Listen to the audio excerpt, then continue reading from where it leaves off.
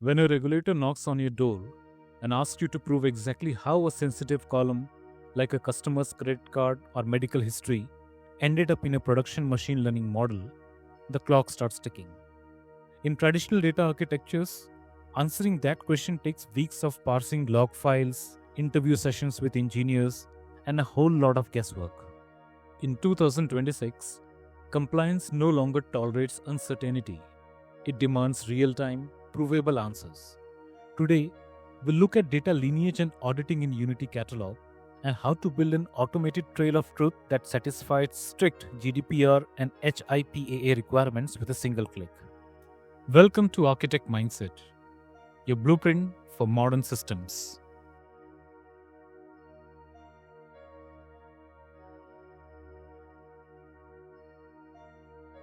Let's start with the fundamental shift. Unity Catalog does not require you to manually define dependencies, maintain lineage documentation, or tag your code. In traditional systems, lineage is a human responsibility, built through scripts, spreadsheets, and tribal knowledge. With Unity Catalog, that entire model disappears. Lineage is captured implicitly, without any manual intervention. So, how does this actually work under the hood?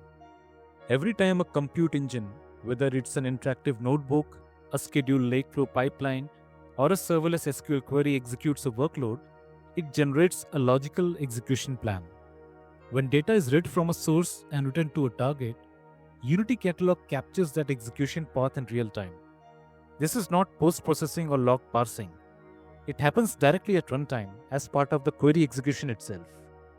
But it goes deeper than just table-level tracking. Unity Catalog records lineage at the column level, mapping how individual fields move and transform across the pipeline.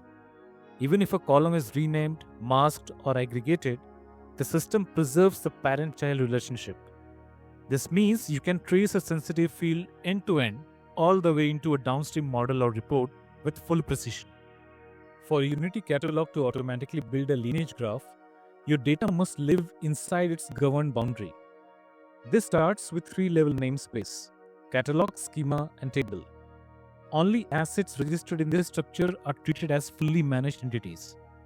If you read or write data using legacy Hive metastore names, those objects sit outside this boundary.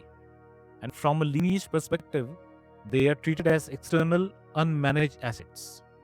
Another requirement is the processing boundary. Lineage is only captured when your logic runs through Spark data frame APIs or the Databricks SQL interface. But why? Because these engines translate your code into a structured logical plan, clearly defining what is read, how it transforms, and where it is written. Unity Catalog intercepts this exact plan at the runtime, and that is how it precisely maps table dependencies and even column-level flows across transformations. And for Lakebase applications, lineage now starts at the very first moment a transaction is written. The moment your application inserts or updates a record in the PostgreSQL, Lakebase Change Data Feed captures that in real time. Every insert, update, and delete is recorded and streamed directly into Unity Catalog managed delta tables, creating a continuous, governed history of operational changes. From that point onward, Unity Catalog takes over. It maps the complete data journey from the operational PostgreSQL source through your bronze, silver, and gold layers and all the way into downstream machine learning models and AI endpoints. What you get is a single, unbroken chain of custody, covering the entire data lifecycle from transaction to consumption.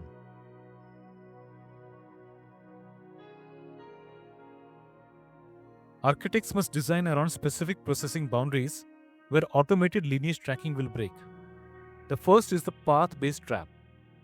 Referencing files by standard cloud URLs, example pulling file from S3 and saving it to a Azure blob, completely strips Unity Catalog of its three-level governance boundary context. The automated lineage lock fails to link the files, even if the processing cluster is fully managed by Databricks. The next limitation is the black box effect of custom user-defined function, shortly UDFs.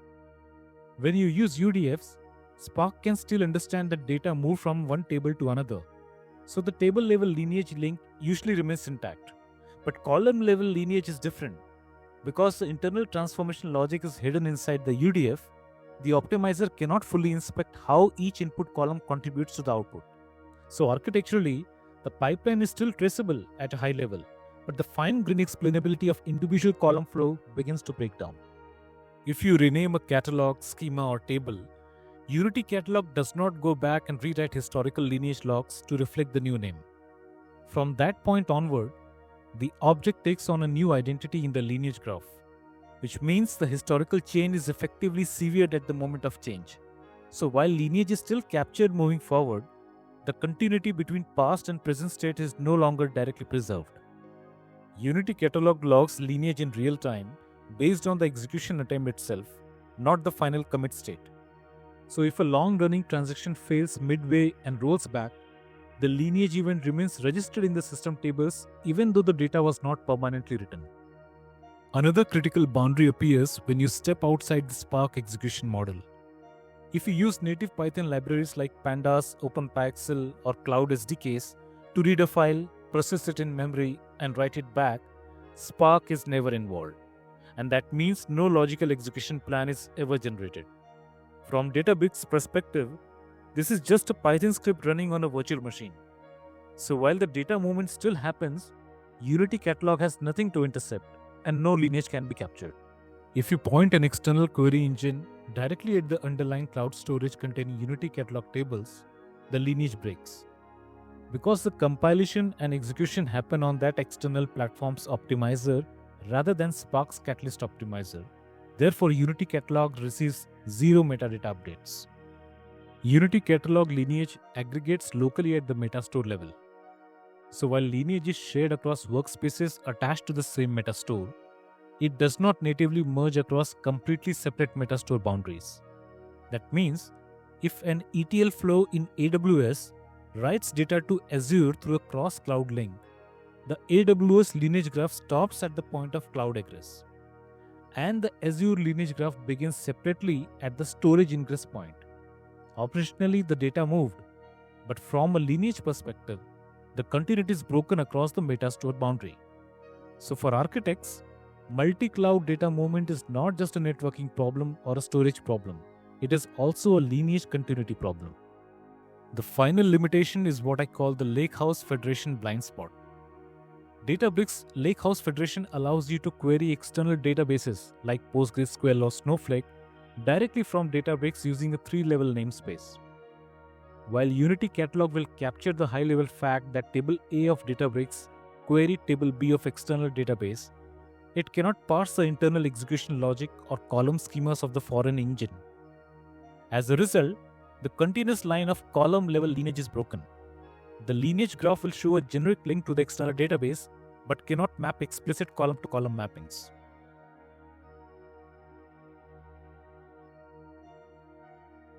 So how do we deal with architectures where data does not stay inside Databricks? In modern enterprises, data flows across multiple clouds, platforms, and external systems, many of which sit completely outside the Databricks execution plane. Traditionally, your lineage graph stopped exactly at those boundaries. The moment data left the platform, visibility ended. But that limitation is now being addressed. Databricks has introduced Bring Your Own Lineage, shortly BYOL, which is currently in public preview, to close these kind of blind spots. With BYOL, you can explicitly register external systems and define lineage relationships between them and your Unity Catalog assets. This allows you to extend the lineage graph beyond the Databricks execution plane and restore end-to-end visibility across your entire data architecture. Let's start with the first mile, the upstream data sources. In many architectures, data is ingested through external pipelines like Fivetran or Informatica, coming from systems such as Salesforce, Kafka, or on-premise databases. Historically, Unity Catalog would only see the data once it landed in your bronze tables, without any visibility into where it came from.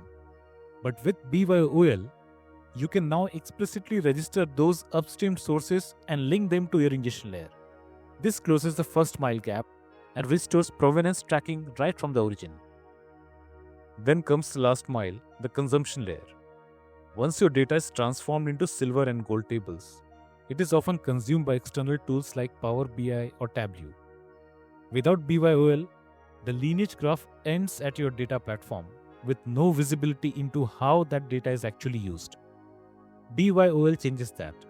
You can now register downstream assets and connect them to your curated datasets, extending lineage all the way to the business consumption layer. The result is a complete end-to-end lineage graph from source to consumption. Now, for production-grade architectures, there is one critical principle. Architects must never rely on manual lineage mapping.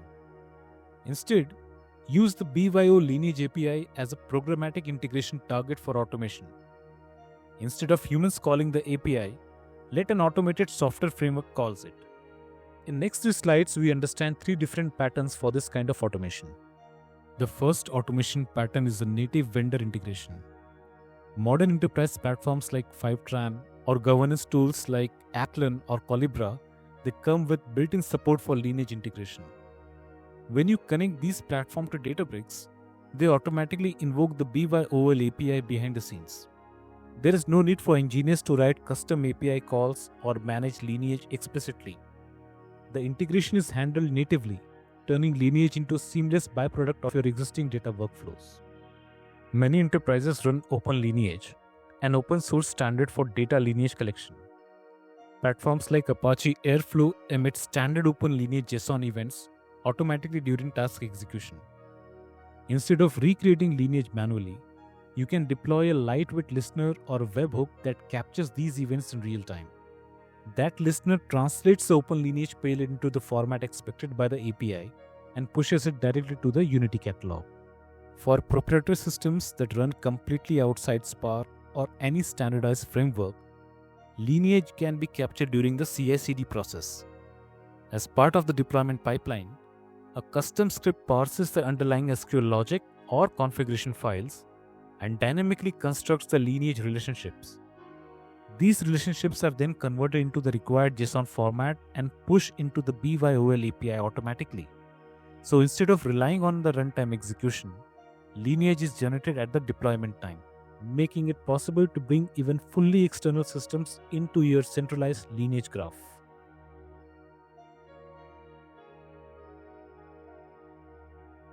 Let's now shift from architecture to a real compliance use case.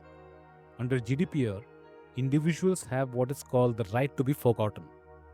This means they can request that their personal data to be completely removed from a company's database. And that obligation doesn't stop at the application layer. It applies across the entire data estate, from operational systems to analytic platforms. Now here is where things get complicated. When a user asks to be deleted, you cannot just remove them from your production application. Their data may already exist in multiple analytical systems across raw tables, aggregates, feature stores, dashboards, and even machine learning models. Without automated lineage, finding every place that data exists becomes incredibly difficult. And in large environments, it quickly turns into a manual, time-consuming and error-prone process. This is where lineage becomes actionable. Using lineage, you can precisely identify every delta table that contains the user's data, whether it's raw, aggregated, or part of a feature pipeline.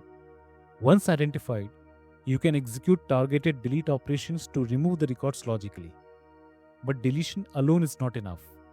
Because Delta Lake maintains historical versions, those records may still exist in underlying storage. To fully comply with regulations like GDPR, you must follow up with a vacuum operation, which permanently removes the physical data from the storage. In some scenarios, outright deletion is not always practical, especially when analytical history needs to be preserved. This is where pseudonymization and crypto shredding comes into play. Instead of physically deleting data everywhere, you encrypt sensitive information using a specific key tied to the user. Then, when a deletion request is received, you simply delete that key. Because lineage connects all downstream datasets, anything derived from that encrypted data immediately becomes unreadable across the entire pipeline. So with a single action, you effectively invalidate access everywhere without needing to track and delete each copy individually. Now this goes one step further into AI governance. If lineage shows that a particular dataset was used to train a machine learning model, a deletion request does not just impact tables, it impacts the whole model itself. Using lineage, architects can trace exactly which models were trained on that data, and from there, decide whether the model needs to be retrained or fine-tuned to remove that influence. Lineage shows how data flows, but auditing tells you who touched it. For strict regulations like HIPAA, you must log every read access to patient health data. Unity Catalog records this inside immutable system tables. This tracking layer registers who ran the query, what workspace they used, their IP address, and the precise columns they viewed. Because these operational logs are stored as secure system-owned Delta tables, they are completely tamper-proof, which means you now have a complete, verifiable audit trail ready for regulatory inspection at any point of time.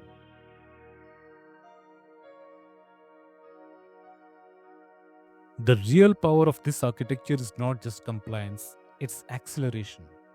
With automated lineage, BYOL, and detailed auditing working together, governance stops becoming a restrictive barrier and becomes an operational advantage. Your engineering teams can now move faster, experiment more freely, and innovate with confidence because the platform is continuously protecting your compliance posture in the background.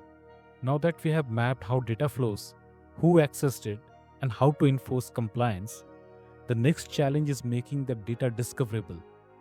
In the next episode, we'll explore automated data discovery and how Unity Catalog integrates with enterprise tools to democratize data access across the organization. If you want to stay ahead in the modern data architecture, make sure to subscribe, and I'll see you in the next one.